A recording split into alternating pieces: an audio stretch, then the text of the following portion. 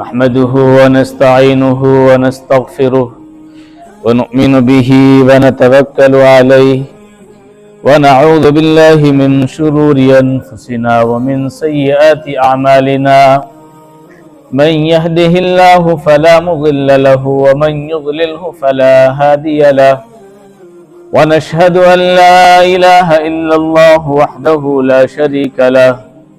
ونشهد أن سيدنا وسندنا حبيبنا مولانا محمدا عبده ورسوله أما بعد أعوذ بالله من الشيطان الرجيم بسم الله الرحمن الرحيم إنما أموالكم وأولادكم فتنة وقال الله تبارك وتعالى زين للناس حب الشهوات من النساء والبنين والقناطير المقنطرة من الذهب والفضة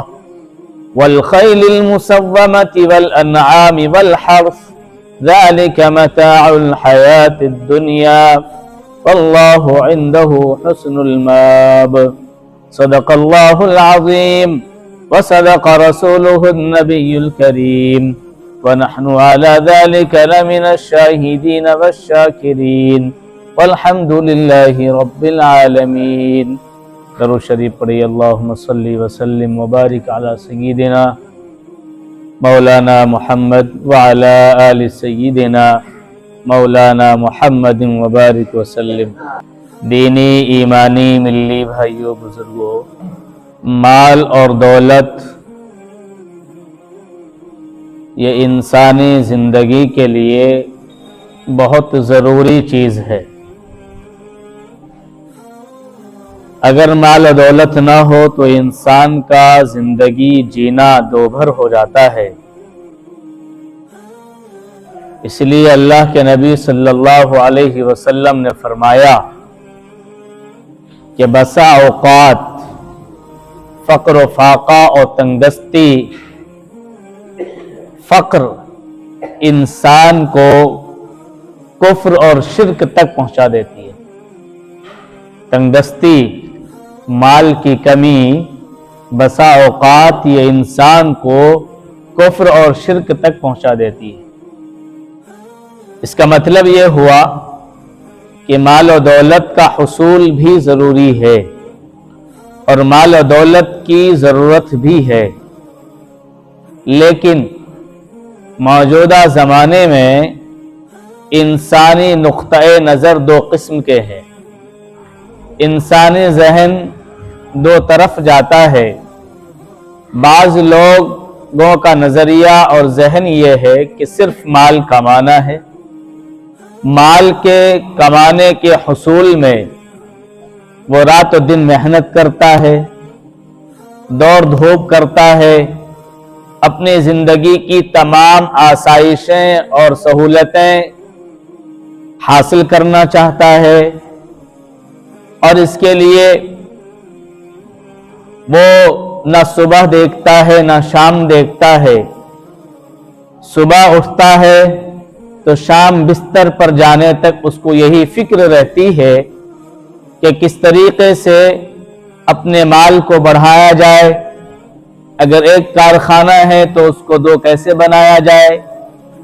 ایک فیکٹری ہے تو اس کو دو کیسے کیا جائے، ایک دکان ہے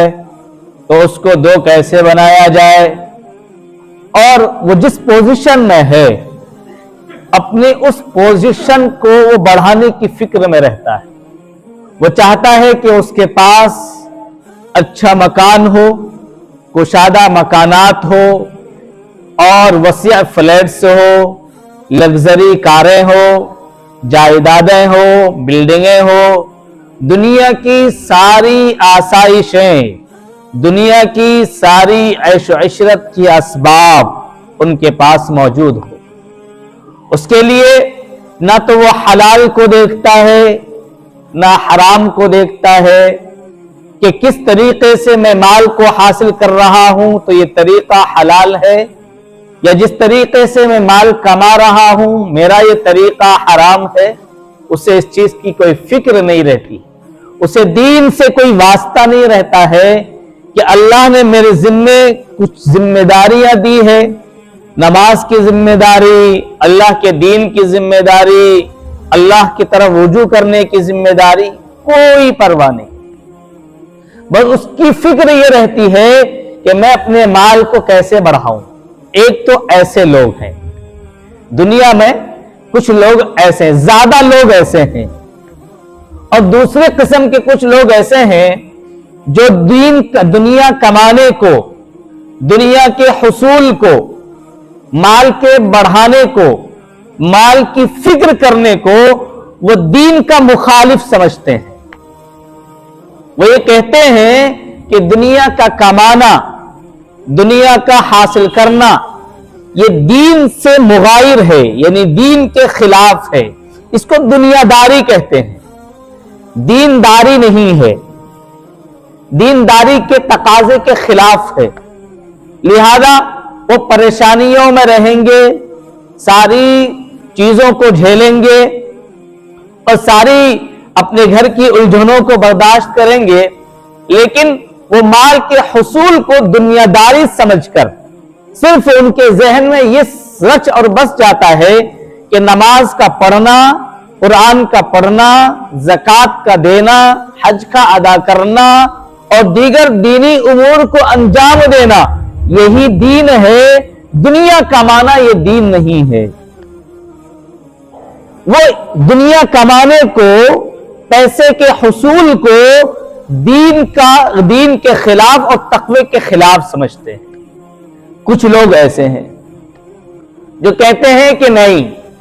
صرف دین پر جمے رہو۔ تو کچھ لوگ وہ ہیں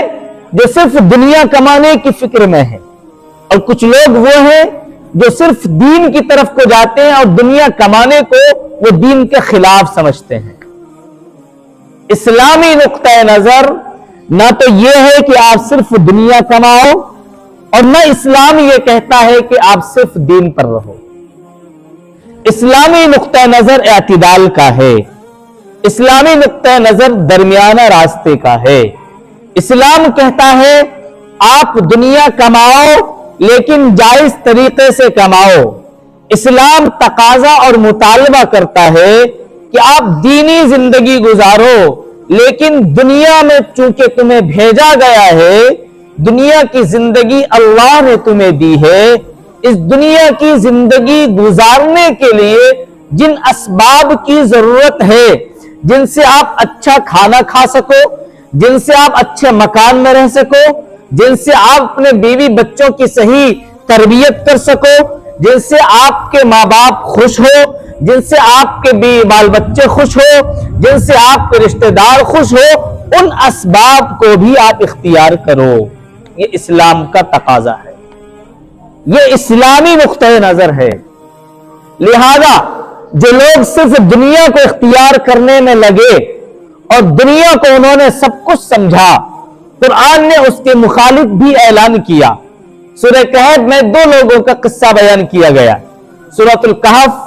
15ویں پارے میں سورت ہے، اس میں دو انسانوں کی دوستی کا ذکر ہے۔ ایک دوست ہے جس کے پاس اللہ تعالیٰ نے، جن کو اللہ نے خوب مال دیا، ان کے پاس دو باغات ہیں انگور کے، اور ان باغات کے چاروں طرف جو باڑ ہے، جسے ہم مینڈ بولتے ہیں، کھیت کے چاروں طرف جو مینڈ باندھتے ہیں، وہ جو اس کے باغات کے جو چاروں طرف کا حصہ ہے، اللہ یہ قرآن نے اس قصے کو نقل کیا ہے 15ویں پارے میں، کہ ان کے دونوں باغات کے چاروں طرف کھجور کے پیڑ ہیں اور بیچ میں انگور کے باغ ہیں، اور جو زمین انگور چونکہ اس پہ جو آٹی سی باندھی جاتی ہے جس پہ پھل لگایا جاتا ہے اس قسم کا ہوتا ہے، زمین کا فرش خالی ہوتا ہے۔ فرمایا اللہ نے کہ اس کے جو زمین کا فرش ہے، ہم نے اس زمین کے فرش کو کھیتی کا ذریعہ بنایا، یعنی بیج بونے کے بعد اس سے جائیدادیں اگانے کا ذریعہ بنایا، اور اتفاق یہ کہ ہم نے اسے پانی لانے کے لیے کہیں تاکہ پریشان نہ ہو، کہیں ادھر ادھر اس کو بھٹکنا نہ پڑے، ہم نے ان کے دونوں باغوں کے درمیان نہر کو جاری کر دیا تاکہ اپنے کھیت کی سچائی، اپنے اس باغ کی سچائی اپنے اس نہر کے ذریعے کرتا رہے۔ اللہ تعالیٰ نے اس انسان کو اس طریقے سے یہ نعمتیں عطا فرمائی۔ کھجور کے 2 باغات ہیں اور اس کے چاروں طرف انگور کے پھلدار انگور کے پیڑ ہے، اور پھر اس زمین میں وہ کھیتی کرتا ہے اور پانی کے لیے اللہ نے نہریں جاری فرمائی اور خوب پھل دے رہے ہیں اور وہ خوب آرام کی زندگی گزار رہا ہے۔ اس کے بالمقابل اس کا دوسرا دوست ہے جو تقوی للہیت کا مالک ہے، جو اللہ والا ہے، جو دیندار ہے، وہ بھی دنیا کماتا ہے لیکن وہ دنیا بضرورت کے تقاضے کے مطابق کماتا ہے، دنیا کو زندگی جینے کے مطابق کماتا ہے، اور وہ دوست جو دیندار ہے، جو متقی ہے، جو پرہیزگار ہے، وہ اپنے اس دوست کو سمجھاتا ہے کہ بھائی اللہ نے تجھے مال دیا ہے، اللہ نے تجھے دولت دی ہے، آپ اس دولت کا اور اس مال کے تقاضے کے مطابق اللہ کا شکر ادا کرو، اللہ کے شکر کے مطابق زندگی گزارو، اللہ کی نافرمانی نہ کرو، دین پر چلو، اللہ کی اطاعت کرو، اللہ کی فرمانبرداری کرو۔ تو وہ شخص کہتا ہے کہ میں نے یہ جو مال حاصل کیا ہے، یہ مال میری اپنی محنت کا نتیجہ ہے، میں نے اپنی محنت سے یہ سب کچھ کیا ہے، تو مجھے سمجھانے والا کوئی نہیں بنتا، تو مجھے مت سمجھایا کر۔ لیکن وہ دیندار جو دوست ہے وہ اسے سمجھاتا رہتا ہے، اسے بتاتا رہتا ہے کہ اللہ کے شکر کی طرف آؤ، لیکن وہ نہیں آتا۔ ایک دن صبح وہ باغ کی طرف کو جاتا ہے، رات کو شام کو وہ باغ سے آیا تھا، وہ بہت خوشحال تھا، خوش تھا، لیکن صبح کو وہ زیارت کے لیے نکلا، باغ کو دیکھنے کے لیے کہ کسی پیڑ اور پودے کو پانی کی ضرورت نہیں ہے۔ وہ اس غرض سے باغ میں گیا، باغ میں جا کر اس نے دیکھا کہ اس کے سارے انگور کے جو چھلے ہیں اور کھجور کے جو پیڑ ہیں اور جو اس کی کھیتیاں ہیں سب اوندھی پڑی ہوئی ہے، سب الٹے ہیں اور سب کچھ تباہ و برباد ہو چکا ہے۔ پھر وہ ہاتھ پر ہاتھ ملتا رہ گیا، اس دوست کو بلایا، اس دوست نے آ کر کہا کہ میں نے تجھے پہلے ہی کہا تھا کہ تو رب کا شکر ادا کر، تو نے اللہ کی نافرمانی کی، تو نے اللہ کا شکر ادا نہیں کیا، اس لیے تیرے ساتھ یہ معاملہ ہوا۔ تو اللہ تعالیٰ نے صرف دنیا کمانے والوں کی یہ مثال سورۃ الکہف پارہ نمبر 15 میں یہ بیان فرمایا، اور اس کے بعد آگے ایک اور قصہ نقل کیا۔ حضرت موسیٰ علیہ السلام کے زمانے میں قارون کا نام سب نے سنا ہے، بڑا امیر شخص تھا، فرعون کا وزیر تھا، اور قارون کے پاس بہت مال تھا، بہت پیسہ تھا، 40 گدھے پر اس کے کنجیوں کی چابیاں لاد کر جایا کرتی تھی، اور بڑے بڑے لوگوں سے ان کی کنجیوں کی چابیوں کا اٹھانا مشکل تھا۔ حضرت موسیٰ علیہ السلام نے اس کو سمجھایا، قوم کے لوگوں نے ان کو بجھایا، اور جو دیندار تھے، جو متقی اور پرہیزگار تھے، ان لوگوں نے ان کو بتایا کہ بھائی دین پر چلو، اللہ کا شکر ادا کرو، جس اللہ نے تمہیں مال دیا ہے اس مال میں سے اللہ کے راستے میں کچھ خرچ کیا کرو، جو مال اللہ نے تمہیں دیا ہے اس مال میں سے جیسے اللہ نے تمہارے ساتھ بھلائی کی ہے ایسے ہی تم دوسروں کے ساتھ بھلائی کرو، تم غریبوں کا خیال رکھو، محتاجوں کی اور ضرورت مندوں کی ضرورت کو پوری کرو۔ لیکن وہ باز نہیں آیا، تو پھر انجام کیا ہوا؟ اللہ تعالیٰ نے اس کے مال سمیت اس کو زمین میں دھسا دیا۔ تو گویا کہ اسلام نے اس نقطۂ نظر کو منع کیا ہے کہ آپ صرف اور صرف مال کو کمانے کی فکر میں نہ رہے، بلکہ آپ مال کمائے لیکن جائز طریقے کو دیکھ کر کمائے، آپ مال کمائے حلال طریقے کو دیکھ کر کمائے۔ آپ اپنا کاروبار کر رہے ہو، بزنس کر رہے ہو، تجارت کر رہے ہو، تو اپنی تجارت کے اصول کو اپنے مقامی علماء سے معلوم کرو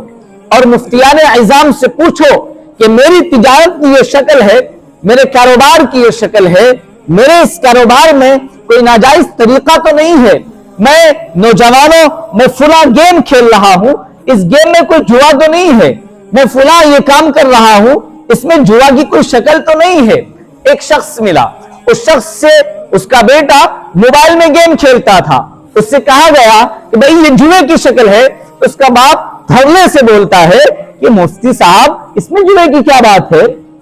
यानी इस गेम में जुए की क्या बात है। मतलब ये कि जो मुफ्ती बना 8 साल लगाकर इल्म दीन को पढ़कर आया, उससे ये बता रहा है कि आपको मालूम नहीं है कि इसमें जुए की शक्ल है या नहीं है। हम जो बगैर पढ़े लिखे हैं, हम मदरसे में कभी गए नहीं, हमें मालूम है जुए की शक्ल इसमें नहीं है। मेरे भाई, दीन का कि किस तिजारत में, किस कारोबार में और किस काम में आपके जुए की शक्ल है, किस काम में आपका मुनाफा हासिल करना ये आपके लिए जायज है, ये आपके लिए सही है, ये आपके उलमा बताएंगे। ये वो बताएंगे जिन्होंने कुरान और हदीस पर रिसर्च किया है, ये वो बताएंगे जिन्होंने कुरान और हदीस को पढ़ा है, जिनके सामने पूरे 5 साल तक अगर आप उस किताब को उठाएंगे तो मुझे यकीन है कि आपके बाजू में दर्द होने लगेगा। वो इतनी भारी किताब है, उसकी 4 जिल्द हैं, हिदाया आखिरैन, हिदाया अव्वलैन।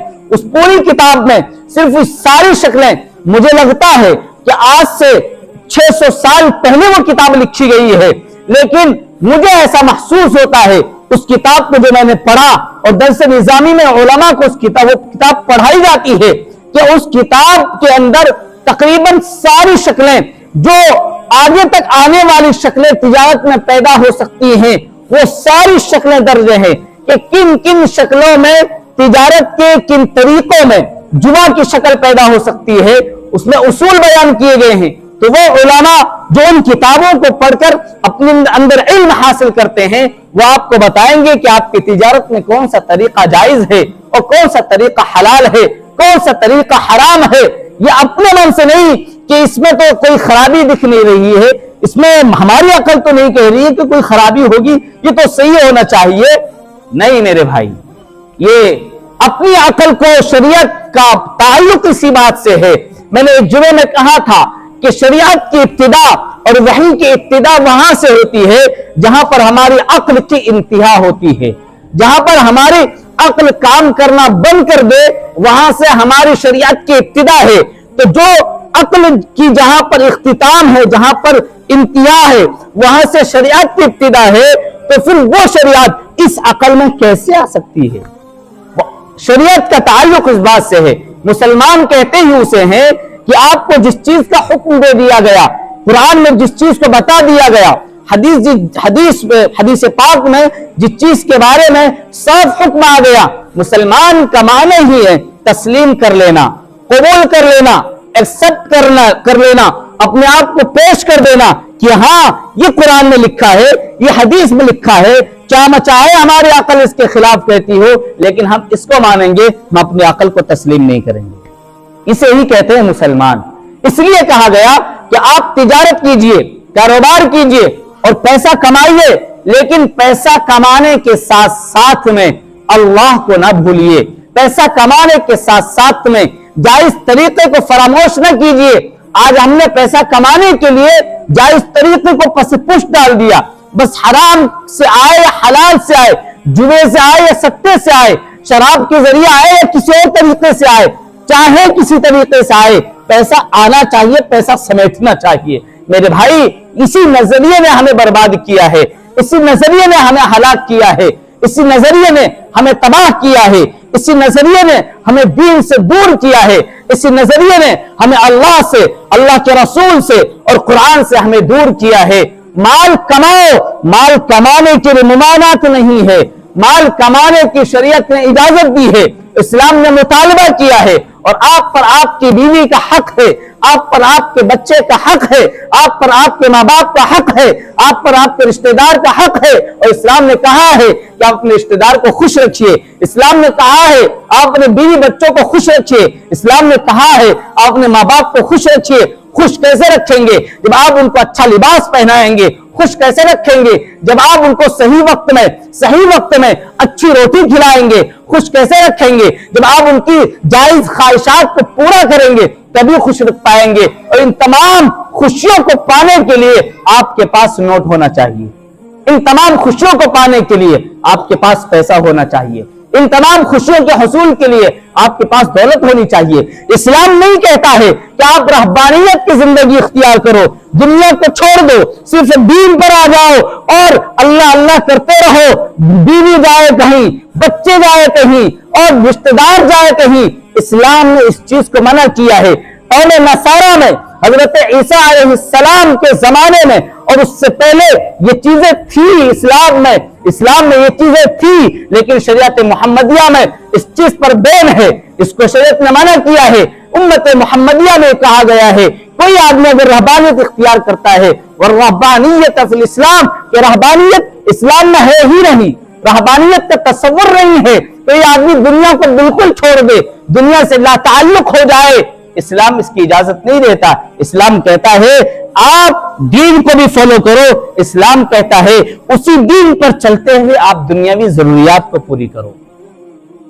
دین پر چلتے ہوئے اسی دنیا کی ضرورتوں کو پوری کرو، ان کی حاجتوں کو پوری کرو، لیکن جائز طریقے سے کرو۔ قرآن کریم میں اس لیے کہا گیا زُيِّنَ لِلنَّاسِ حُبُّ الشَّهَوَاتِ مِنَ النِّسَاءِ وَالْبَنِينَ والقناطر المقنطرة من الذهب والفضة والخيل المسومة والأنعام والحرث ذلك متاع الحياة الدنيا۔ قرآن کہتا ہے، فرمایا زُيِّنَ للناس، لوگوں کے لیے پیوست اور آراستہ کیا گیا، زُيِّنَ للناس حب الشہوات، نفسانی خواہشات کی محبتیں، من النساء، عورتوں کو، والبنین اور اولادوں کو، والقناطر المقنطرۃ من الذہب، سونے اور چاندی کے ڈھیر اور ذخیروں کو، والخیل المسومہ، اور عمدہ قسم کے گھوڑوں کو، والخیل المسومۃ والانعام والحرث، چوپایوں کو، مویشیوں کو، والزرع اور کھیتیوں کو، والانعام اور دوسرے قسم کے جانوروں کو۔ گویا کہ اللہ کا مقصد یہ ہے کہ اللہ نے ان تمام چیزوں کی محبت کو انسان کے دل میں پیوست کیا ہے، انسان کو ان تمام چیزوں کی محبت دکھائی گئی ہے اور انسان کے دل کو مانوس کیا گیا ہے کہ آپ کے دل میں آپ کے نفسانی خواہشات کو پورا کرنے کی محبت ہوگی، آپ کے دل میں عورتوں کی محبت ہوگی، آپ کے دل میں سونے اور چاندی کے ڈھیر اور ذخیرہ کرنے کی محبت ہوگی، آپ کے دل میں چوپایوں کی محبت ہوگی، آپ کو عمدہ قسم کے گھوڑے اچھے لگیں گے، آپ کو کھیت اور کھلیان اچھے لگیں گے، لیکن یاد رکھو ذالک متاع الحیات الدنیا، یہ ساری کی ساری چیزیں صرف دنیاوی زندگی کے فائدے کے لیے، ذالک متاع الحیات الدنیا واللہ عنده حسن المآب۔ اور یاد رکھو پھر اگر تم ان کو صحیح طریقے سے استعمال کر کے جاؤ گے، نفسانی خواہشات کی محبت دل میں ہے لیکن اس محبت کو جائز طریقے پر پورا کرو گے، اور مال کی محبت دل میں ہے لیکن مال کماؤ گے جائز طریقے پر، سونے چاندی کی محبت دل میں ہوگی لیکن سونے چاندی کو اکٹھا کرو گے جائز طریقے پر، تو ان تمام چیزوں کا بدلہ تمہیں اللہ رب العزت والجلال قیامت کے دن عطا فرمائے گا۔ یہ قرآن کا حکم ہے۔ تو معلوم یہ ہوا، مقصد یہ ہے کہ اسلامی نقطہ نظر یہ کہتا ہے کہ آپ مال کماؤ، پیسہ کماؤ، لیکن اللہ کو بھول کر نہیں، رسول اللہ کو بھول کر نہیں، اسلامی طریقے پر کماؤ، اسلامی نقطہ نظر کو سامنے رکھ کر کماؤ، نماز کی پابندی کر کے کماؤ، قرآن کی تلاوت کر کے کماؤ، دین پر رہ کر کماؤ، مسلمانی شناخت باقی رکھ کر کماؤ، اسلام پر رہ کر کماؤ۔ اور اسلام یہ بھی کہتا ہے کہ آپ دین پر چلو، فل طریقے سے تقوی للہیت کی زندگی گزارو، تقوی للہیت کی زندگی گزارو، اللہ اس کے رسول کے مطابق زندگی گزارو، لیکن صرف اسی طرف جھک مت جانا، بلکہ دنیا کے جو حقوق تمہارے ذمہ لگائے گئے ہیں، بیوی کے، بچوں کے، ان کی بھی فکر کرنا۔ گویا اسلام اعتدال کا راستہ دیتا ہے، درمیانہ راستہ آپ کو بتاتا ہے، نہ تو صرف دنیا کمانے کے لیے کہتا ہے اور نہ صرف آپ کو دین کی طرف مائل ہونے کے لیے کہتا ہے، بلکہ بیچ والا راستہ اختیار کرنا، دنیا کماؤ دین کو باقی رکھ کر، دین پر عمل کرو دنیا کو باقی رکھ کر، یہ ہے اسلامی نقطہ نظر۔ اللہ تعالی ہم سب کو عمل کرنے کی توفیق عطا فرمائے۔